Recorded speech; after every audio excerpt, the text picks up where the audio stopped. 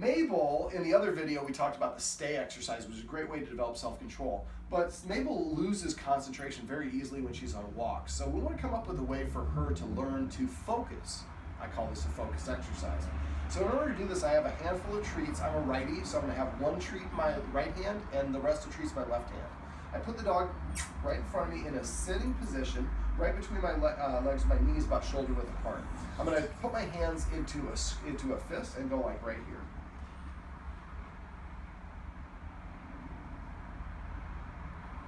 Focus. I'm not luring her, waiting for her to voluntarily look in my face. Focus. Now what I'm doing when she looks up at me is I'm raising the treat so it's between my line of sight and hers. Focus. This first movement is always 1 second, but eventually we're going to elongate the second movement. I'll do it on this one. Focus. So I want to maintain her gaze at me for longer and longer periods of time. Focus. I don't want to go too big. You want to work up to the point where she'll stay focusing for about 20 seconds, but that might take you about a week before you get there. Focus. So it's 2 movements. It looks like a 7 or an L, kind of upside down or backwards. But as you notice, the first couple times I did it, she was looking at my paws. Now she's just looking at my face right away.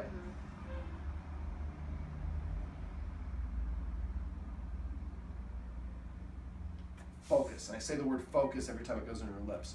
What will happen is after you've done this enough, and I'll talk about it here in a sec about what you do inside, but you can be walking down the street and she sees something, you say focus, and she just looks up at you as she's trotting by you looking for that treat. So the way we establish this is we practice it in the house like this when it's nice and quiet, there's no dogs barking, there's no baby, there's no TV, it's nothing. Easy for her to focus and pay attention.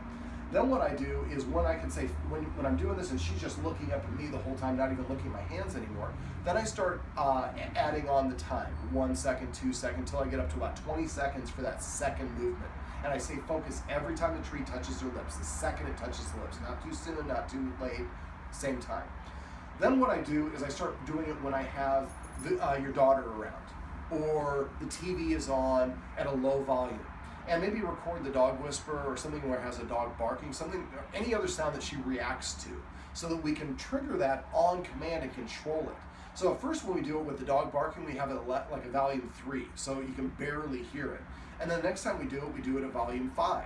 And we gradually ramp it up until it's like going through your stereo and it sounds like, there's a dog in the actual apartment and she's blotting it out because it's only audio and she's heard it enough times where she can filter it out. Then when you have enough muscle memory established, then you're able to have her, give her the focus command when you're walking. So the first stage is do it when it's quiet. Second stage is to start adding in distractions and gradually ramp them up until you have the dishwasher going and the stereo blasting and the baby is crying and you guys are arguing, just a lot of stuff. Then the next stage is when you're on walks, walking her, and there's no dogs, there's no squirrels, there's no distractions around. Every once in a while, stop, say focus. She'll sit down, look at you, and go focus.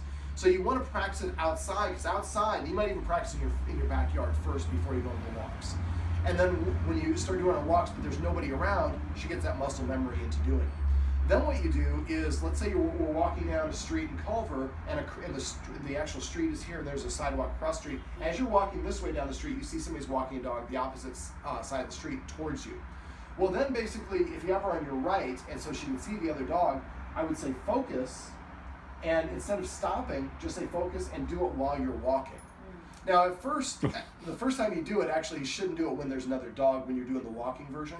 After you can say focus on a walk anywhere she stops and looks up at you, then start doing it and say focus as you're walking. As she walks by, as she's walking, then you can give her the treat. So you want to be able to do it in a walking capacity as well. Dogs only focus on one thing at a time. So I'm walking down the street and I say focus and she looks up and she's gotten accustomed to waiting 20 seconds looking at me while I'm giving her the treat.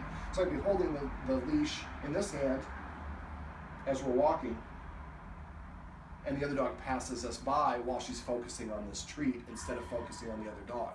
The mistake that most people make with this exercise, though, is they don't fully develop it inside or in your backyard without dogs, or not on the walk without dogs.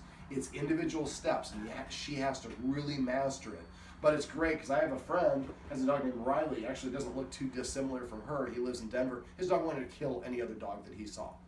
And so now Riley, he can be walking Riley down in a park and he sees another dog. He says, focus. And I mean, he doesn't even have to say it half the time. He sees another dog and Riley just looks up at him because he says focus every time he sees another dog. So now the other dog Riley starts to associate another dog's around.